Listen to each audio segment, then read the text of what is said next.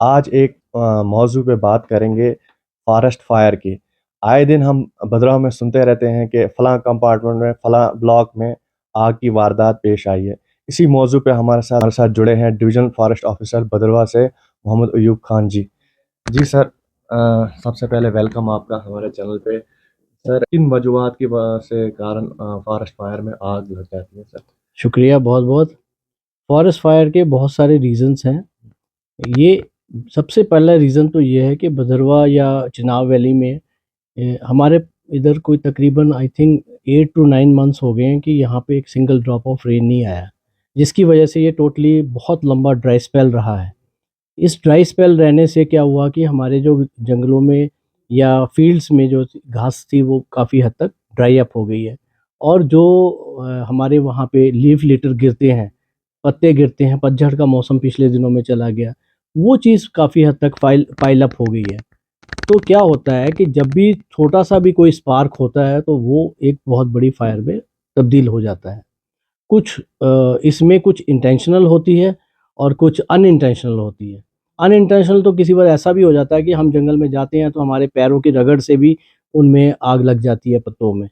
और कुछ इंटेंशनल इस तरह है कि कुछ लोगों की डिफरेंट नोशंस हैं, अपनी फील्ड में वो आग लगाते हैं और ठंड का मौसम बहुत ज़्यादा चल रहा है, लकड़ी की क्या बोलते हैं बॉनफायर किया जाता है, हर तरह के मसले जैसे ही आग लगाते हैं और उसके बाद हम एक रिस्पॉन्सिबल सिटीज़न ना होके उसको एज़ इट इज़ छोड़ देते हैं कि हमें लगता है कि अब इसमें ये राख हो गई है, इसको छोड़ दें।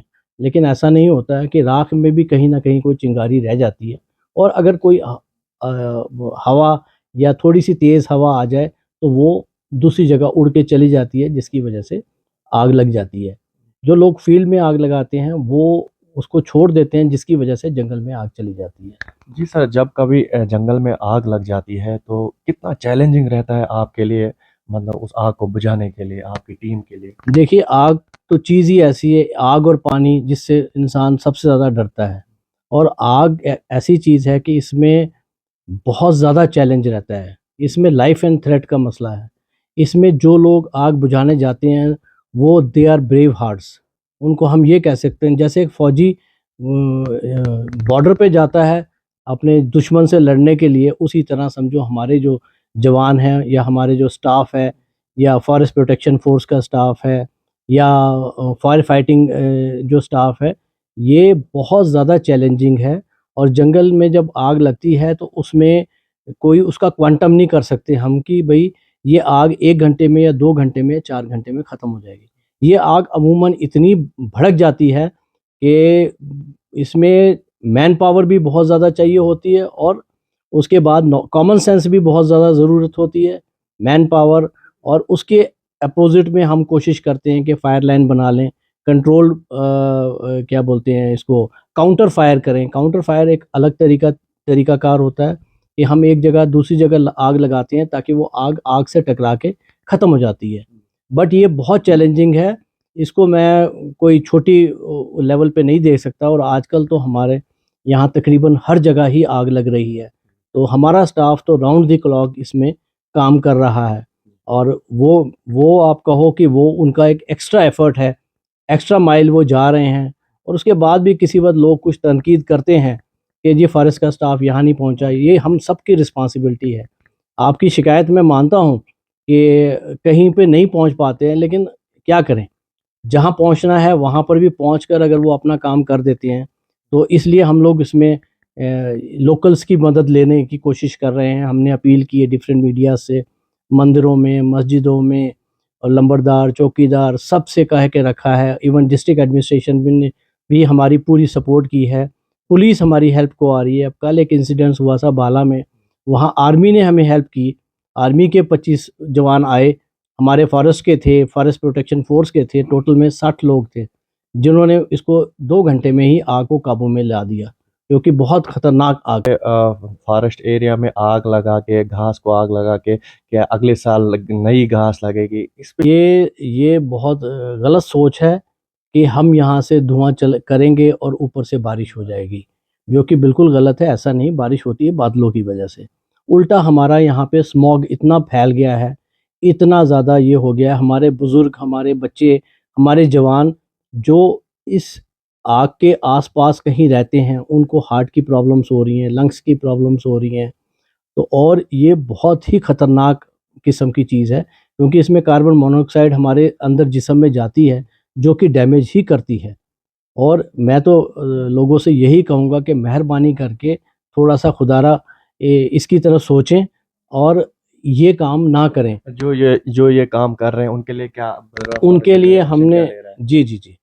उनके खिलाफ हम स्ट्रिक्ट एक्शन ले रहे हैं। हमने कम से कम 22-25 लोगों के खिलाफ एफआईआर लॉन्च की है और हम हर दिन कोशिश में लगे, जैसे हमें कोई इंटीमेशन देता है या कहीं से पता चलता है, हमने यहाँ पे कंट्रोल रूम्स बनाए हुए हैं।